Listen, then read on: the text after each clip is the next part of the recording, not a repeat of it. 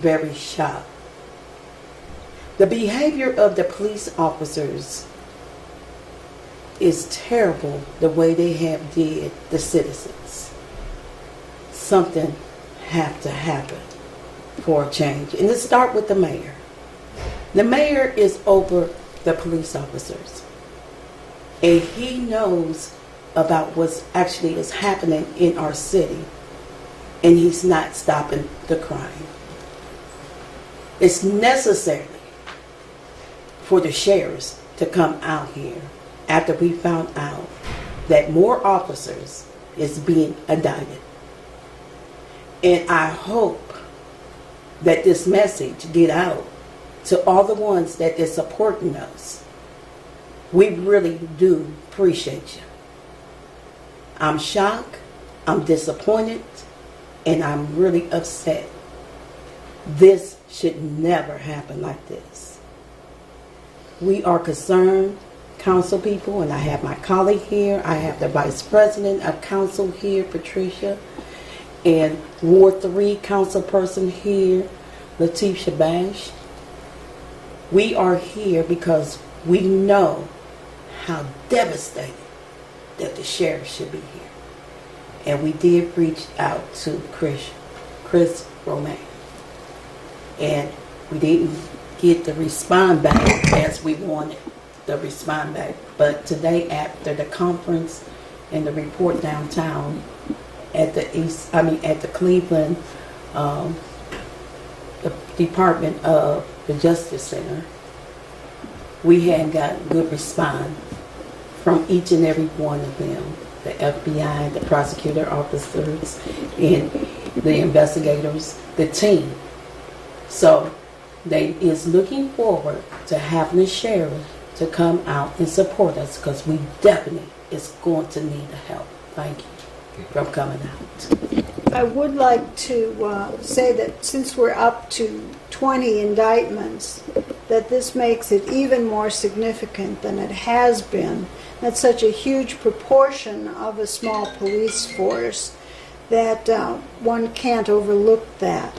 I have been, as Councilor Gowdy mentioned, speaking with Chris Ronayne about this, and he had sent someone out to observe a meeting because we've had problems with disruption of meetings. And unfortunately, the person who came out came when we were having a committee meeting that was relatively calm. But he has been involved and he has been discussing this with us. And I was very pleased that Mr. O'Malley did say today that there was discussion with the county sheriff and with the state patrol, because we need to have someone reliable. We need to have someone who hasn't been involved in any cover-up here.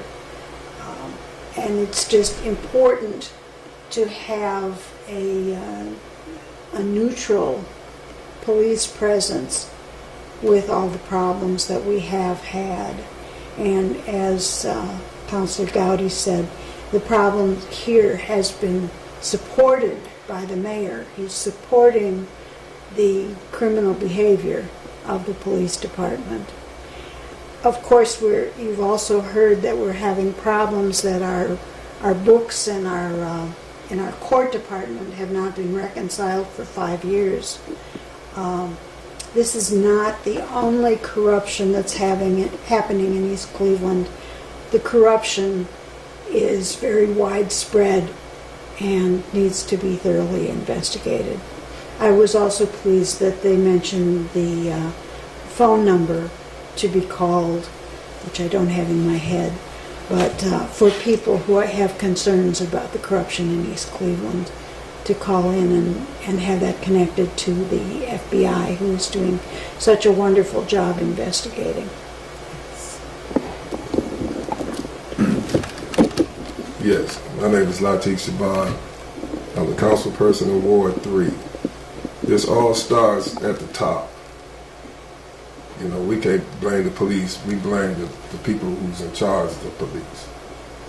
You know, the police feel like, you know, that they got a weak leader. When you have a weak leader, then you have, you don't listen to top down. You do what you want to do on the streets.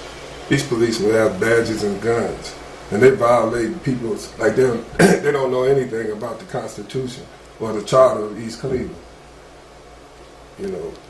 Every day somebody's First Amendment, Third Amendment has been violated. This city has got so many lawsuits because they act like they don't know the Constitution. So that's weak leadership. And this is what we get when we have weak leadership. We get neighborhoods where houses catch on fire, 4 on the block, and there's no arson. We have people to come through the neighborhood shooting up in their area. A couple of days later, we get letters in the mail. You want to sell your property? It's just criminal, man. It's just criminal. And this is why the police is acting this way, because they see it. Monkey see what monkey do. Is that how they say it? Yes. But that's what we have in here. And each agency should do their job. The county and the state should do their job. We being in Congress, so we don't even feel safe in council. We have to join meetings about three in a row, right? Mm-hmm. Because the police is not protecting us. At all. So we feel like we in danger, we have to join. City business can't even be taking place. So this is leadership. Thank you. You know how many officers are left that have not faced charges at this point? Because you had mentioned the amount of indictments cuts into a significant portion of the entire force. Do you know the rough number? About 20. About 20? Yeah, we have had different information provided, and that's part of my concern. The police chief has sent us one set of information, and it's slightly different than what we're getting off the Attorney General and OPADA's website. So it's not entirely clear. And there's concern that some of those might be on the roster but not actually doing anything at the moment. They might be old and they might be subject to come in for something. But that's why we had asked for the salary information and what they've been paid so that we know whether they're really current or not. And the police chief has so far refused to provide that information, though he says that he has it.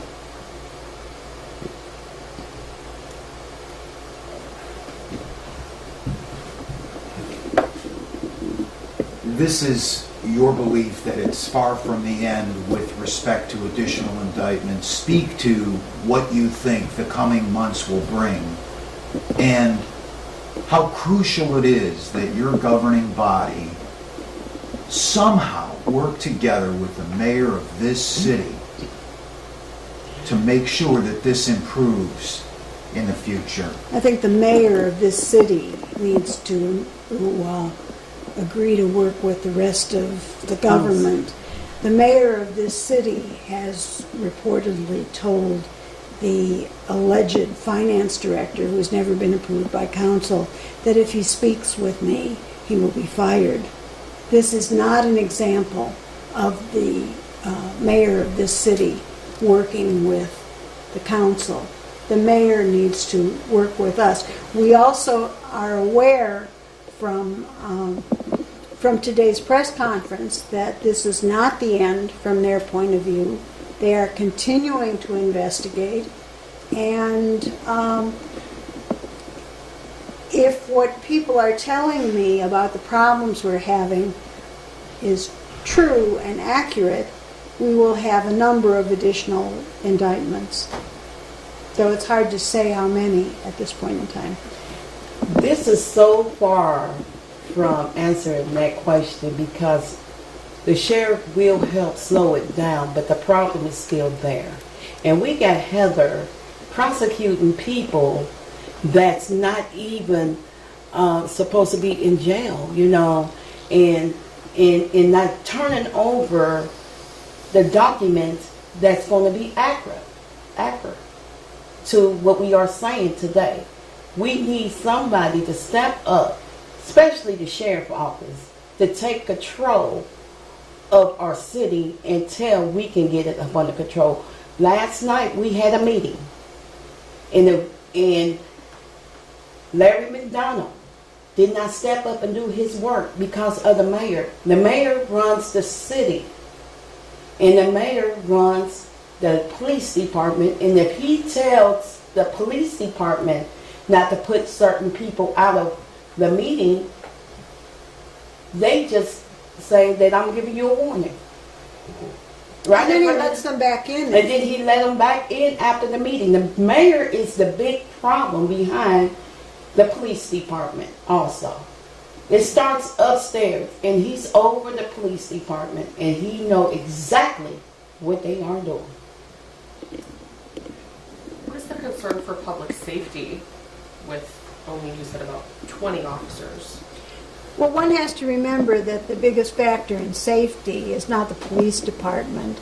It's things like social services and how much people are earning and that sort of thing. And we need to have a government from the bottom to the top that will support people, that will support paying for health care, that will support making sure that every child has something to eat at school, which is true here in East Cleveland, but it isn't everywhere.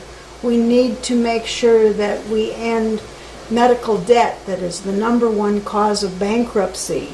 And bankruptcy causes evictions, and evictions cause families to move from one place to another. It disrupts the children's educations, it disrupts lives. So what we need, especially, is a government that will understand taking care of people. And yes, the police are important for catching criminals, but not for preventing crime. When it comes to calling for help from the sheriff's department, what are you hoping for then? We hoping for change because change is needed for our city, for the sheriff department to come out and observe and help out with the city after all these police officers got indicted. We need some help, and we would appreciate every help that the sheriff department will give us, and I believe that it will take down some of this crime. Enough more of sheriff's deputies out here helping them specifically. Yes, helping the community and helping the police department. We need them inside too, not only outside.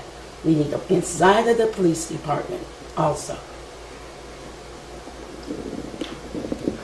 Do you think the public will ever trust its government again? Are you worried about that? I'm worried about the corruption that's actually is continue happening in our city, and we not getting the respect from the police officers or the mayor, or the prosecutor officer, Heather. She's a cause of a lot of this, and she needs to be held accountable. It's not as if this is the first time there's been an issue of corruption in government, whether in East Cleveland or elsewhere.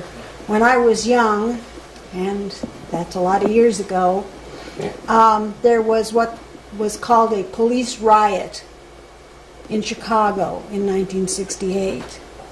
And there have been concerns about the way the police took care of or didn't take care of different groups that were different than them. And I'm not talking only about people of color, though they are a major target and have been, but I'm also talking in the 60s about men with long hair and people who were of different ethnicities. Polish people were once a discriminated against minority. Irish were once a discriminated against minority. You have to look at the long-term point of view if you talk about trust in government and trust in the police. Tammany Hall was an issue. People buying votes then. And it will take a lot. Yes, it will take a lot to get any kind of faith in government. Well, Would you guys explore, or would you, or are you exploring the legal potential for having an independent arbitrator, whether it be a county person or on some level, to come in and officiate this roadblock between your governing body and the mayor's office? Obviously, you would agree that the taxpayers deserve a governing body that is working together. There have been so many disputes that your teams have had over even interpreting the city charter. Are you willing to, if there's legal standing to do this, I don't know, but would you look into having somebody independent come in to settle the dispute between city council and the mayor's office so that you guys can be about the business of governing this city? I'm definitely is for any kind of help because I like to see our city move forward, but right now all this chaos is going on. How can a city and how can you work with a mayor that's in the same position as the people that's doing the crime? I don't mind working with the mayor, but the mayor have to work with the community and with the council and with the citizens that comes through this city every day. I would want a forensic audit of the city of East Cleveland before I would consider working with the mayor. The mayor is hard to work with. He controls the city and he controls the administrators upstairs. They cannot talk to us unless he give them permission. He's putting them in hostage. He hold them hostage. He tying their hands up. And that's not fair. A lot of people say that I would do the work for you, but my boss will fire me. And this is where we at. yeah, the last example that the citizens in our ward, we had a recall. We got the council person out, and we blew the mayor out. So he only won by 18 votes after he gave out 400 people $300 checks. More than that. You know, so that was some unethical things that should have been known. But you know, that's what we're working up against. He only won by recall of 18 votes after giving out that much money. So he's a weak mayor. He will never be reelected. And the mayor always giving out money. Every time when the election comes, he give out the money. Like 3 of us has been recalled. I mean, not recalled, but we've been on a petition. But the mayor turns around and giving people $300 again, and for signatures. Every time when he run for something, he give out money. Watch the pattern. He buys his election. Yes. Anything else? Anything else? Any other questions? Any questions? Thank you very much. Thank you. Thank you for coming out. You're welcome. I think you guys are all listed on Monday.